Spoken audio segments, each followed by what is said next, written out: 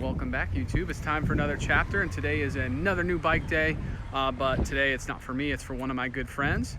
I sourced him a bike from the good friends over at Diamondback, as you can see over my shoulder there. I'm about to start unboxing this thing so you can see what he got. All right, so I got the flaps open here. I don't know if you can tell what this is just from a glance, but I'm gonna go ahead and spoil the surprise. This is the new Sinker Carbon Pro. So I'm about to throw it up on the stand and get it assembled for him so he can come enjoy his new baby. Okay, so I got it out the box. You can see the front wheel's kind of chilling over here. It's not much to see just yet because everything's still basically in its transit packaging. But I'm gonna start trying to sort through all this, cutting all the zip ties and getting everything together. And we should be looking at a complete bike pretty soon. All right, so I officially have the bike unsheathed. So let's just go over some first impressions. First of all, this frame is super beefy. I mean, look at the head tube. Look how deep that is. This frame looks so much better in person than I expected. Check out the bottom bracket shell, how beefy that is too. It's hard to see it really. But trust me, in person, this thing looks phenomenal. And being that Diamondback hasn't been in the carbon game super long, it's pretty sweet to see this level of quality from them. Not to mention the spec of the bike, which I'm gonna quickly go over with you. From the jump, you get the Fox 34, you get the Shimano hydraulic brakes, you get a full GX Eagle 12-speed system, which is a great system. I have it on my current bicycle. You can see you get a nice little MRP chain guard, some really fat wide wheels to compensate for these plus tires. This is a 2.8 wide Minion DHR. So this thing is going to look super fat and aggressive. I can't wait to get it together and take it for a spin. A lot of bikes in this day and age will not equip the bike with sealed cartridge bearings, so it's nice that they did equip that on this bike. It is much deserving of that level of hub. So yeah, I'm going to throw this front wheel on now. And now I have the front wheel on, and it is rocking a Minion DHF. This thing looks super stocky. Now I just got to get that dropper going for him and pop off some reflectors, check tire pressure, and then I can probably take this thing for a ride around the block and see what's up. Here we go. This is the angle I needed earlier. Look how fat that junction is where the down tube meets the seat tube meets the chainstay. That is just so beautiful. Also, super nice touch. You get a DT Swiss through axle.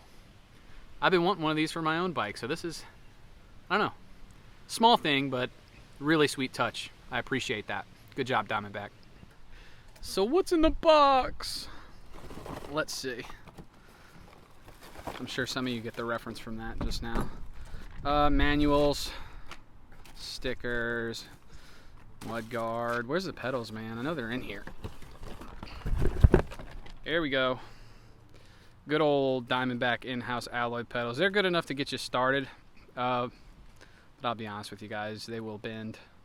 I've had 2 pairs of these and I bent them both. So, but again, good enough to get you started. Alrighty, folks. Reflectors are off. Bolts are torqued. It's a done deal. As far as the dork disc though, I'm gonna let Brad take that off because that's gonna take more time than I have. The sun is beginning to set and I want to get some other shots of the bike just so you can see what it looks like in more detail.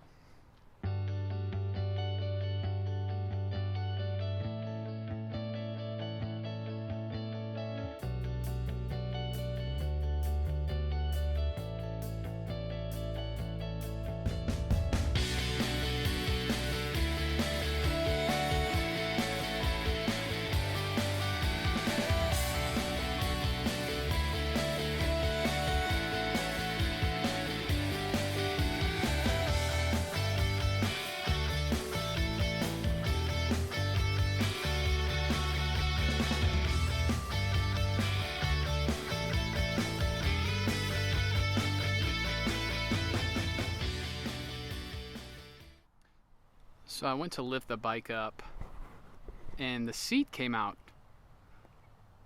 These rails are bent too wide. That's the problem with some of these in-house goodies. They slipped through quality control. Not in the best condition, but I'm not really going to blame Diamondback for this, because most people, when they get a bike, they change all their contact points anyway to their favorite saddle and their favorite pedals, and that's probably why they give you an inexpensive solution. This bike is totally worth the ticket they're asking, especially the price that I had gotten it for. And yeah, it's just something to keep in mind. Be ready to have your own saddle and pedals picked out, because those are really the only two pieces that I think need to be replaced. Other than that, this thing's super stout. All right, gang, so that's gonna wrap it up for today. I was gonna try to take the bike out for the ride, but as you can see with the saddle situation, I would probably end up landing on my face somewhere, so I'm gonna save that for when it gets to its owner, Mr. Brad. So yeah, that's gonna wrap it up for today. Hope it was informative. Hope you like what you saw, but yeah, I'll see you next time. So y'all take care, be safe.